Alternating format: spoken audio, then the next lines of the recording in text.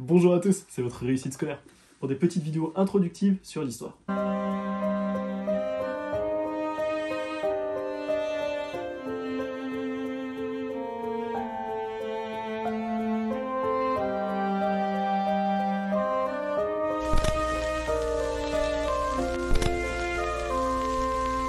Aujourd'hui, cette première vidéo va porter sur le thème 1, la France de la Révolution à la 5e République. Ces petites vidéos introductives vont vous aider à préparer vos oraux pour les matières d'histoire et de MC.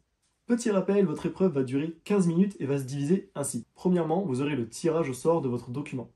Deuxièmement, vous aurez la préparation écrite de la présentation de votre oral qui va durer en moyenne 5 minutes. Troisièmement, vous aurez la présentation de l'oral qui va durer 5 minutes. Et enfin, vous aurez à répondre à des questions de l'examinateur durant en moyenne 5 minutes aussi. En tout, 15 minutes d'épreuve.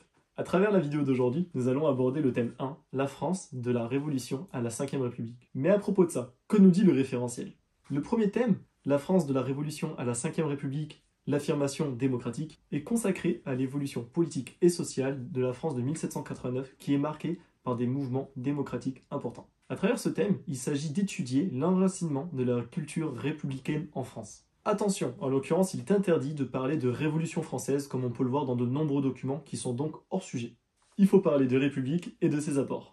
Voici donc une capture d'écran du référentiel CAP Histoire Géo que vous retrouvez sur le site du ministère de l'Éducation nationale. Comme on peut le voir, ce référentiel est divisé en 3. Les notions essentielles que vous devez maîtriser, c'est-à-dire le vocabulaire, savoir ce qu'est une monarchie et surtout la différence avec la République.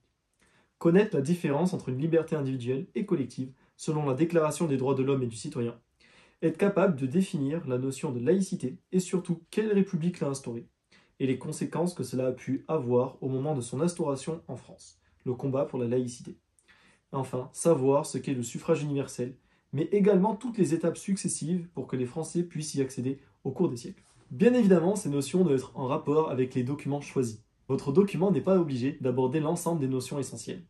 En réalité, c'est même quasiment impossible. Vous aurez par exemple forcément des questions sur le suffrage universel si vous avez choisi le thème du droit de vote. Et dans la même démarche, vous aurez des questions sur la laïcité si vous avez choisi de prendre un document portant sur la laïcité.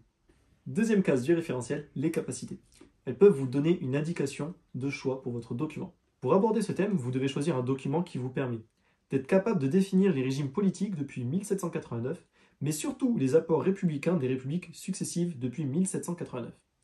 Les apports en termes de loi, par exemple, la loi sur la liberté de presse, la loi sur l'école, ou enfin la loi sur la laïcité.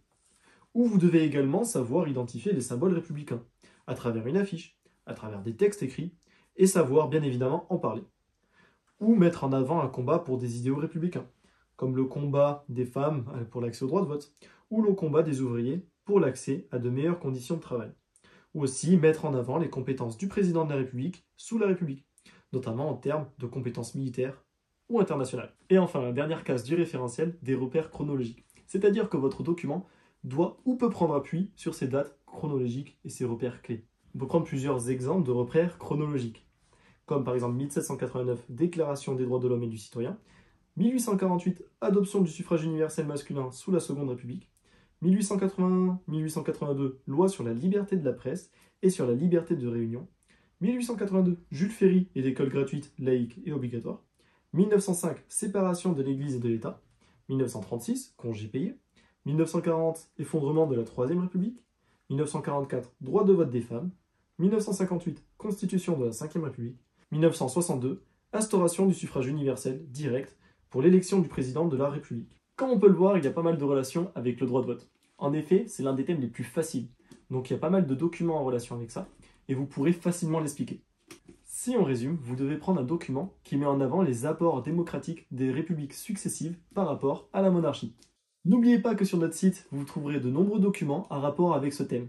Vous trouverez d'ailleurs de nombreux documents en rapport avec le droit de vote des femmes, la loi sur la liberté de presse, la loi sur la laïcité, la loi sur l'école laïque, gratuite et obligatoire, et enfin les symboles et valeurs républicains.